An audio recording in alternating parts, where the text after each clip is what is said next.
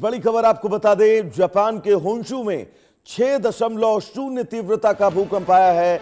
कई इलाकों में तेज झटके महसूस किए गए। लोगों में अफरा तफरी का माहौल है। बड़े नुकसान या जनहानि की खबर नहीं है।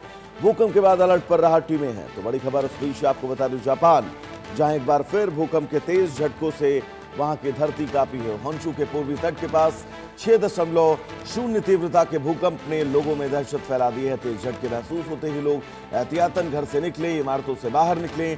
शुरुआती जानकारी के मुताबिक भूकंप का केंद्र समुद्र के अंदर था। इसकी गहराई अपेक्षाकृत कम थी और यही वजह है कि फिलहाल इस भूकंप से कोई बहुत बड़े नुकसान की अब तक खबर नहीं आ रही है।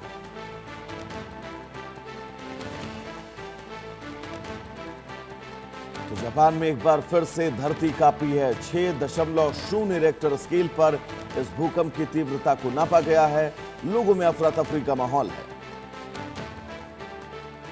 तो बड़े नुकसान या जनहानि की खबर नहीं है। फिलहाल राहत की बात यह है, लेकिन आपको बता दें कि समुद्र के तल में इस भूकंप का केंद्र था और यही वजह थी कि इसका जो शॉक था ये बहुत तीव्र नहीं था। रिक्टर स्केल पर इस भूकंप की तीव्रता 6.0 थी और जापान में भूकंप रोधी गतिविधियों के बीच इन इमारतों का निर्माण इस मानकों के आधार पर ही किया गया है कि अगर 6.0 तीव्रता या फिर 6.5 तक भी भूकंप आता है तो ये इमारतें इस भूकंप को झेल सके। लेकिन अगर आफ्टर शॉक की तीव्रता इससे ज्यादा होगी तो नुकसान होने की आशंका है। लेकिन फिलहाल बड़ी खबर ये कि जापान में भूकंप के बाद जनहानि के नुकसान की अब तक कोई खबर सामने नहीं आई है। लेकिन सवाल यही कि जापान में लगातार आ रहे भूकंप वहां के लोगों में कितनी अव्यवस्था, कितना पैनिक क्रिएट कर रहे होंगे, इसका आप अंदाजा इसी बात से लगा सकते हैं कि रह रहकर वहां पर भूकंप आ रहे हैं। 6.0 तीव्रता का भूकंप रिक्टर स्केल पर सामान्य तौर पर अगर इस तीव्रता को देखें तो इस तीव्रता में पुरानी जर्जर बिल्डिंगें जो हैं वो जमींदोज होने की आशंका रहती है। घर के खिड़की दरवाजों को ज्यादा इफेक्ट पड़ता है, लेकिन कोई बहुत बड़ा नुकसान होने की संभावनाएं कम हो रहती हैं।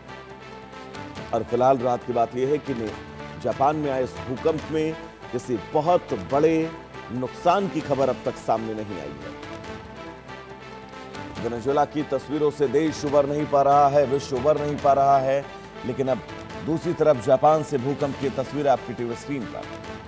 फिलहाल राहत की बात यह है कि किसी बहुत बड़े नुकसान की खबर यहां पर नहीं है, लेकिन अपने आप में परेशान करने वाली यह खबर जरूर है।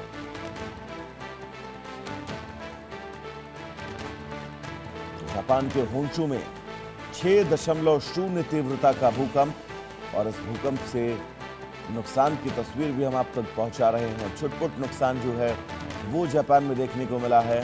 फिलहाल राहत की बात यह है कि सुनामी को लेकर अभी तक कोई अपडेट नहीं है, क्योंकि अमूमन जापान,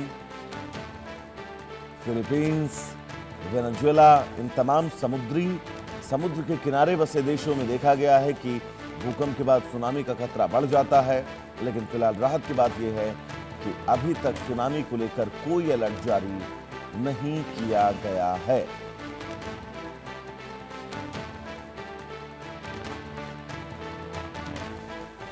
हमारे साथ हमारे सहयोगी ब्रायन थॉमस जुड़े हुए हैं तमाम जरूरी अपडेट्स के साथ। ब्रायन, जापान की धरती कांपी है, 6.0 तीव्रता का भूकंप। हालांकि राहत की बात यह है कि अब तो कोई बहुत बड़े नुकसान की खबर नहीं आई है। एक बार विस्तार से बताइए, क्योंकि जापान में मैंने देखा है 2 से 3 दिन के अंदर कई बार भूकंप के झटके जो है महसूस किए गए हैं।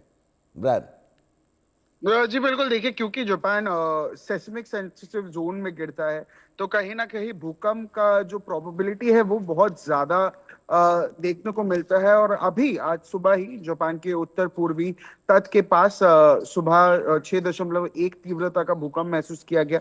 भूकंप का केंद्र इवाते प्रीफेक्चर का जो समुद्री क्षेत्र है उसमें से लगभग 40 किलोमीटर की गहराई पर था। झटके इवाते के साथ साथ आओमोरी और आसपास के कई इलाकों में भी महसूस किए गए, जिसके बाद लोग ने एहतियात के तौर पर घरों और दफ्तरों से बाहर निकल गए। फिलहाल जैसे आपने बताया जी, बिल्कुल कोई बड़ी जान माल की नुकसान या सुनामी की चेतावनी जारी नहीं की गई है। हालांकि जापान मीटेरोलॉजिकल एजेंसी ने लोगों को सतर्क रहने और आफ्टर शॉक्स की जो संभावना है उसको देखते हुए सावधानियां बरतने की सलाह दी है। और पिछले भी, जैसे आपने बताया, पिछले कुछ दिनों में भी जापान के अलग अलग हिस्सों में लगातार कई भूकंप दर्ज किए गए हैं। 2 दिन पहले भी एक भूकंप आया जो हॉन्शू में देखा गया था। उसके अलावा ये भूकंप का जो गतिविधियां है उसको लेकर भी चिंता कहीं ना कहीं बढ़ गई है। अधिकारी स्थिति पर है, सिचुएशन पर है, लगातार नजर बनाए हुए है और इमरजेंसी रिस्पांस टीम्स को भी अलर्ट मोड पर रखा गया है जी। ब्रायन, एक बहुत महत्वपूर्ण सवाल मैं आपसे करना चाहूंगा, क्योंकि अमूमन देखा जाता है कि जापान या फिर समुद्र के किनारे जो भी देश होते हैं उनमें भूकंप के बाद सुनामी की आशंकाएं बहुत ज्यादा बढ़ जाती हैं। सुनामी को लेकर क्या अलर्ट जारी किया गया है जापान में? क्या कुछ कहा गया है कि सुनामी आने की कितनी फीसदी संभावनाएं हैं?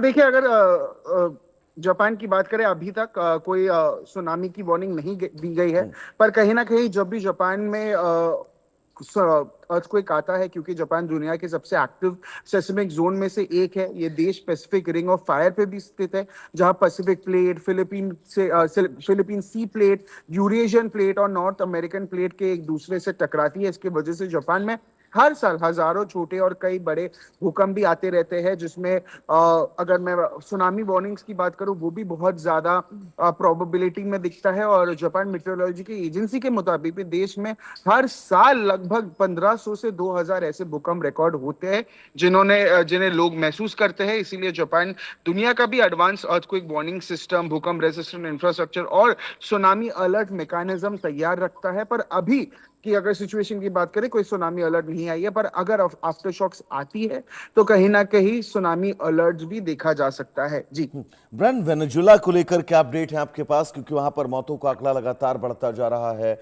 लोग परेशान हैं, रेस्क्यू ऑपरेशन चल रहा है, 3 दिन हो चुके हैं, हजारों की संख्या में लोग ऐसे हैं जो लापता हैं। देखिए, अगर वेनेजुएला की बात करें, वेनेजुएला में सिचुएशन बहुत ही ज्यादा चिंताजनक है, बहुत ही ज्यादा अलार्मिंग है। और ताजा जानकारी के मुताबिक जो मरने वालों की जो संख्या है वो 1400 के पार पहुंच चुका है। तो ये आप समझ सकते हैं कि कितना अलार्मिंग फिगर है। जबकि 3000 से ज्यादा लोग घायल हैं और सबसे ज्यादा तबाही ले गुआरा, कराकस और आसपास के इलाकों में देखने को मिली, जहां कई इमारतें ढह गई और पूरी की पूरी जो बस्तियां हैं उसमें भी बहुत ज्यादा प्रॉब्लम देखने को मिला, वो ढह गई। रेस्क्यू ऑपरेशन युद्ध पर सिचुएशन पर तैयार है। 1600 से अधिक जो अंतर्राष्ट्रीय रेस्क्यू एक्सपर्ट्स, मेडिकल टीम्स, राहत और बचाव के जो रेस्क्यू एफर्ट्स है, रेस्क्यू सेनानी है, वो काम कर रहे हैं। 55,000 से ज्यादा लोग के लापता होने की रिपोर्ट सामने आई है। हालांकि अधिकारी का कहना है कि इनमें से कई लोगों ने उनके साथ संपर्क टूटने की वजह से सूची लंबी हो सकती है। लगातार आफ्टर शॉक्स के चलते रेस्क्यू बिल्कुल ब्रायन, लौटेंगे आपके पास। इस बीच अपने दर्शकों को एक वेनेजुएला से जुड़ी ही बड़ी खबर बता